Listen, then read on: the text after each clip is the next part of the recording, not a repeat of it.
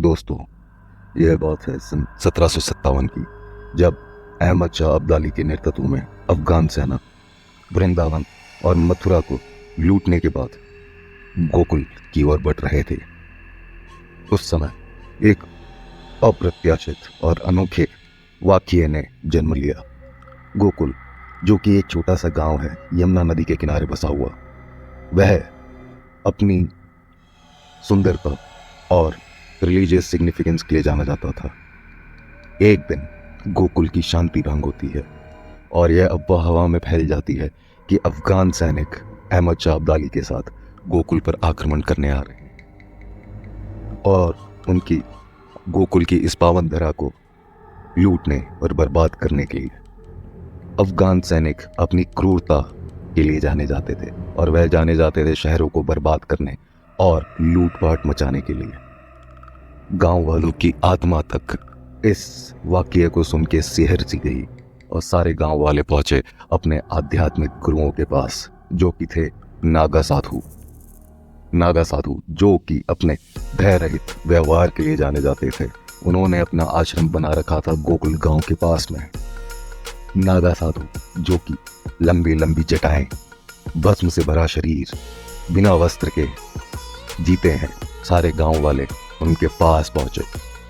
जब गांव वालों ने यह पूरी बात बताई कि अहमद शाह अब्दाली अपने 30,000 अफगान सैनिकों के साथ गोकुल पर आक्रमण करने वाला है, तो सारे नागा साधुओं ने यह निश्चय किया कि वह गोकुल की रक्षा करेंगे और गोकुल की इस पावन धरा के लिए अपने प्राण तक न्यौछावर करेंगे।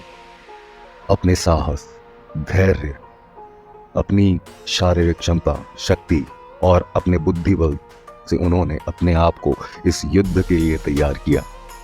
युद्ध के दिन 30,000 अफगान सैनिक अपनी समंदर से बड़ी फौज के साथ गोकुल के द्वार आ पहुंचे। जब अफगान सैनिक पहुंचे तो उन्होंने देखा कि नागा साधुओं की एक फौज, जो कि बिना डरे आत्मविश्वास के साथ तलवार, भालों और बिना वस्त्रों के खड़ी है और एक स्वर में आवाज आती है, हर हर महादेव। और इसी महादेव के नाम के उच्चारण के साथ नागा साधुओं ने उस 30,000 अफगान सैनिक पे अपना कहर बरपाना शुरू किया। वह जो युद्ध था किसी भी आध्यात्मिक महायुद्ध से कम नहीं था। नागा साधुओं ने युद्ध में अपने शौर्य, पराक्रम, अपनी शक्ति, अपनी बुद्धि और अपने देव और अपने अध्यात्म के दम पर एक एक करके अफगान सैनिकों के सर काटते गए। गांव वाले जो यह वाकया अपनी आंखों से देख रहे थे, उनकी आंखें और मुंह खुले के खुले रह गए। यह देख गांव वालों में भी हिम्मत आई और वह नागा साधुओं के साथ आके उनसे कंधे से कंधा मिला के अफगान सैनिकों के साथ युद्ध करने लगे।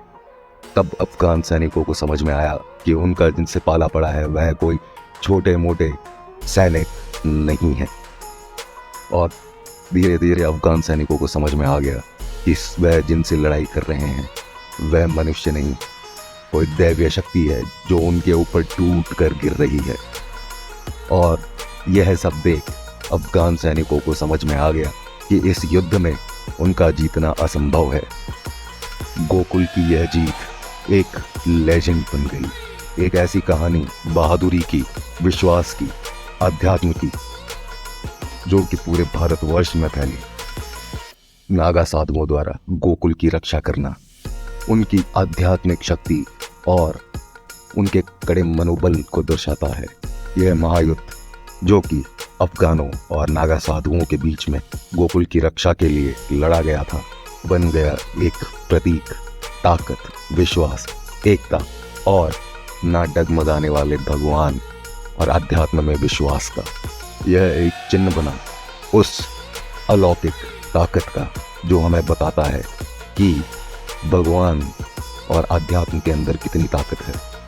3,000 नागा साधुओं ने उस दिन जो युद्ध किया 30,000 अफगानों के साथ, यह दर्शाता है कि आत्मविश्वास और अध्यात्म में कितनी ताकत है।